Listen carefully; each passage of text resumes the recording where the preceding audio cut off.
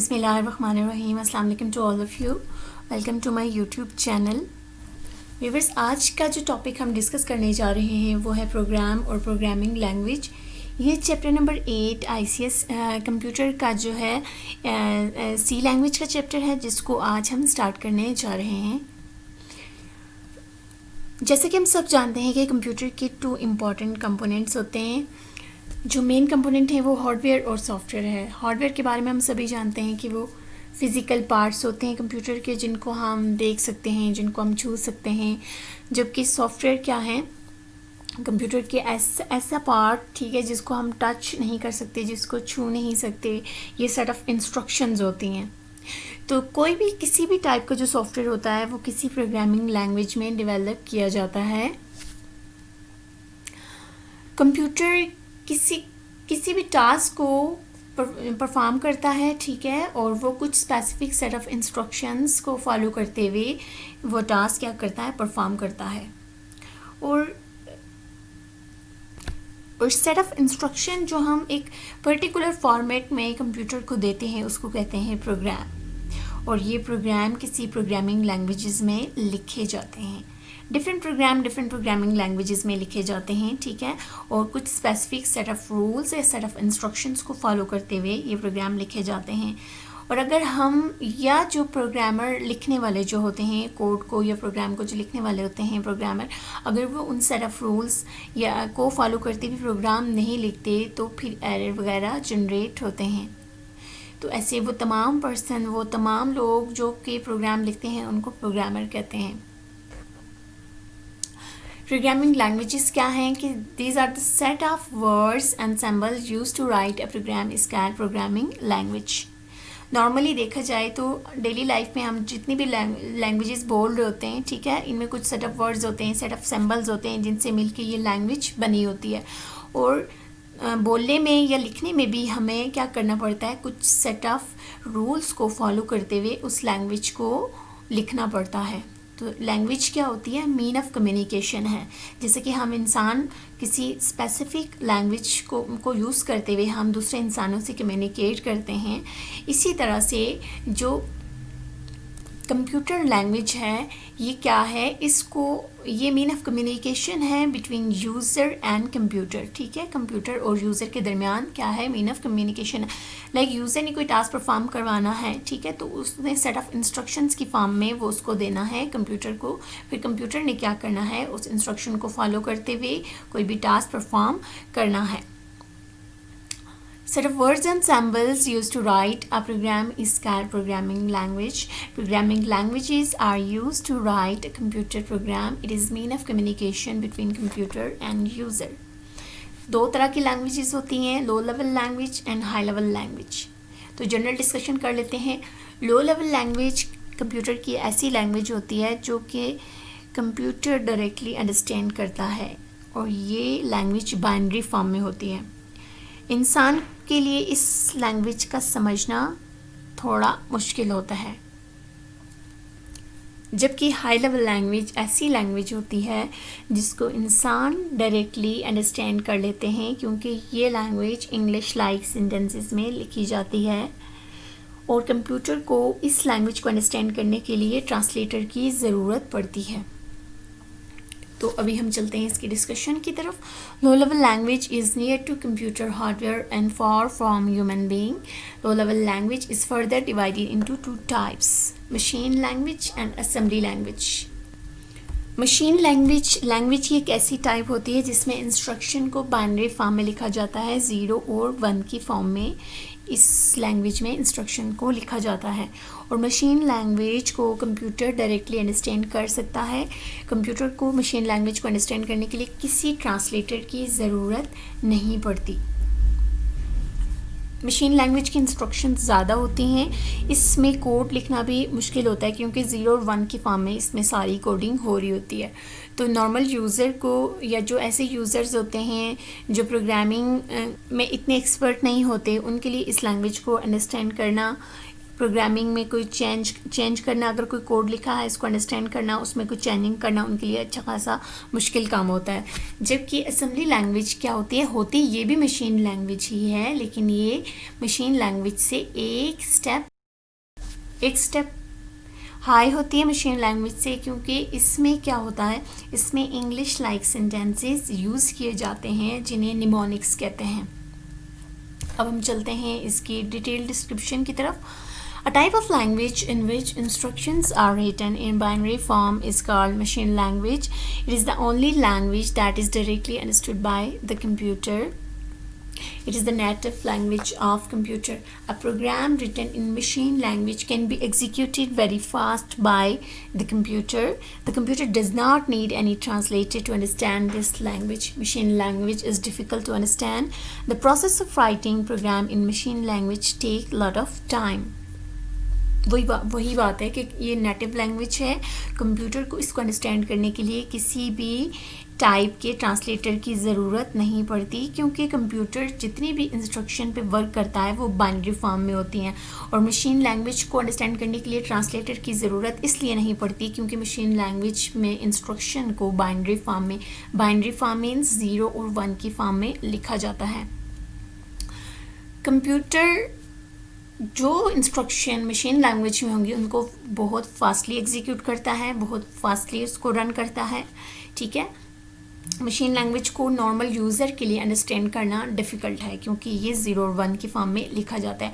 Machine language के जो programmer होते हैं वो बहुत कम होते हैं क्योंकि ये लैंग्वेज लर्न करना काफ़ी मुश्किल काम है, ठीक है। और इसका जो कोड होता है वो भी बहुत लेंथी होता है क्योंकि इसमें नंबर ऑफ़ इंस्ट्रक्शंस ज़्यादा होती हैं as compare to high level language.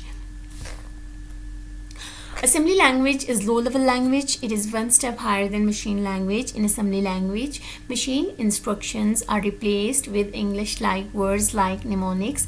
Program written in assembly language is easier to write and modify than machine language. Machine language इसलिए थोड़ी सी इजी है क्योंकि इसमें कुछ इंग्लिश लाइक सेंटेंसेस भी यूज़ होते हैं। लाइक बाइनरी फॉर्म में भी इंस्ट्रक्शंस लिखी जाती हैं इसमें भी, लेकिन इसमें लाइक जैसे हम मशीन लैंग्वेज में कोई कोड लिख रहे हैं, हमने कोई ऐड या सब्ट्रैक्ट करना है तो उसके लिए हम directly word add ADD add और सब्ट्रैक्ट की जगह SUB सब, ठीक है, और डिवाइड की जगह DIV डिव, ये वर्ड्स हम क्या कर सकते हैं, यूज़ कर सकते हैं। इसी तरह से बहुत सी और भी वर्ड्स ऐसी हैं जिनको हम इस लैंग्वेज में क्या कर सकते हैं, यूज़ कर सकते हैं। इसीलिए जहाँ कहीं लिखा होगा 3 sub 5, ठीक है, तो हम उसको इजीली अंडरस्टैंड कर लेते हैं। जैसे 3 को अगर हम बाइनरी में कन्वर्ट करें और 5 को भी बाइनरी में कन्वर्ट करें और बीच में सब वगैरह लिख लें तो हमारे लिए अंडरस्टैंड करना ज़्यादा इजी हो जाता है और हम समझ जाते हैं ह्यूमन बीइंग के SUB सब mean subtract, DIV div mean divide. तो इसीलिए असेंबली लैंग्वेज जो है थोड़ा सा उसको अंडरस्टैंड करना इजी हो जाता है क्योंकि इसमें इंग्लिश सेंटेंसेस क्या होते हैं, यूज़ होते हैं।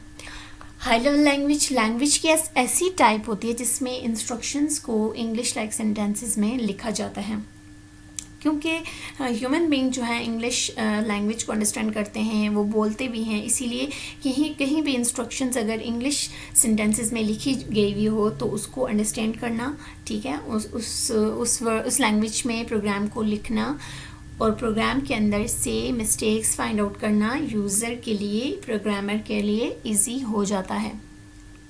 और ये लैंग्वेज जो है इंसानों के करीब है क्योंकि इंसान बोलते भी हैं, इंसान समझ भी सकते हैं, और मशीन से ये दूर है। मशीन से दूर कैसे है, क्योंकि मशीन तो 0 और 1 के फॉर्म लैंग्वेज को समझता है, उसको आप जो भी इंस्ट्रक्शन देंगे इंग्लिश में तो उसने उसको पहले क्या किस में कन्वर्ट करना है, बाइनरी फॉर्म में कन्वर्ट करना है, उसके बाद उस पर कोई भी ऑपरेशन परफॉर्म करना है।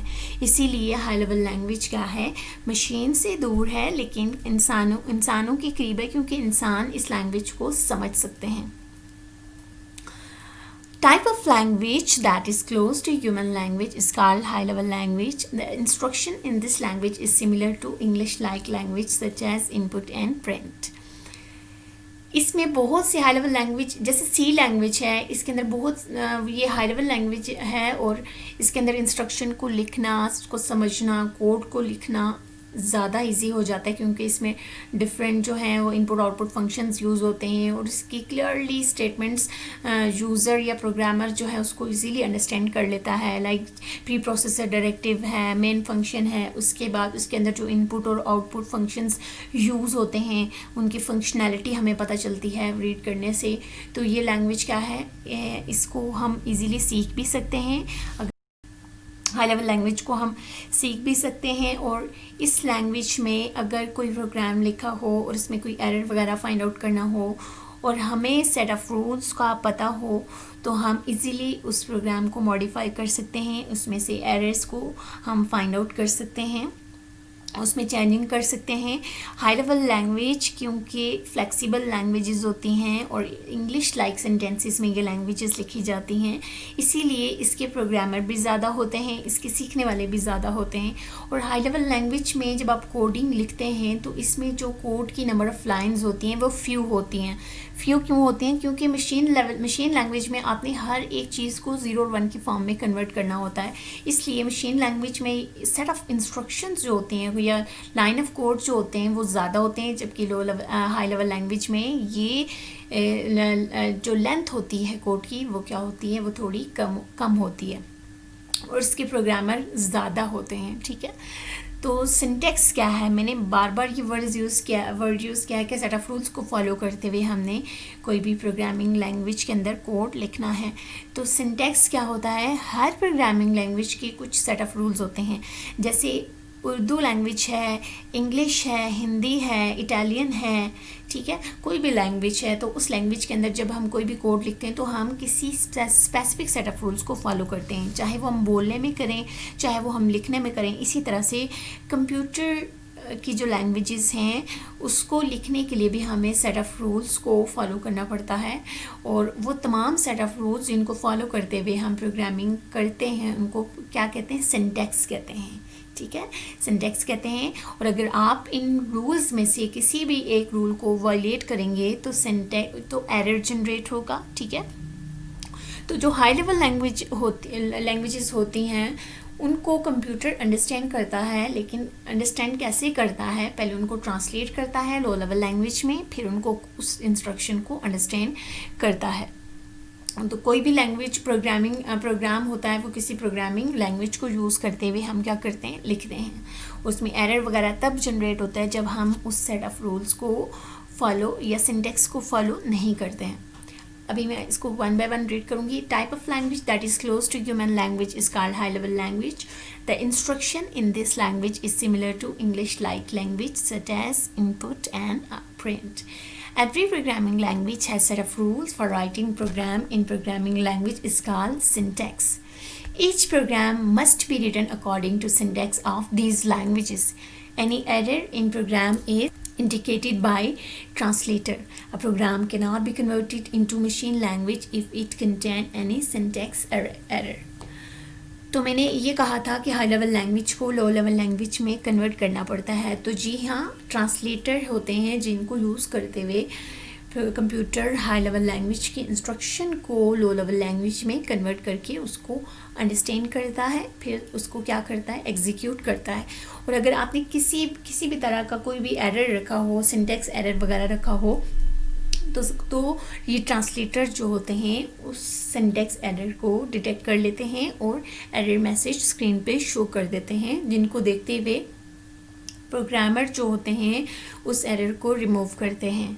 अगर किसी प्रोग्राम में सिंटेक्स एरर है तो वो फिर कंपाइल कम्प्लीटली नहीं होगा जब तक हम उस एरर को दूर नहीं कर लेते। तो जी हाँ व्यूअर्स, ये था आज का लेक्चर। आई होप कि आपको इसकी समझ आई होगी। अगर आपको इस टॉपिक से रिलेटेड कोई भी क्वेश्चन पूछना है तो आप कमेंट बॉक्स में मुझसे पूछ सकते हैं। अल्लाह हाफिज़।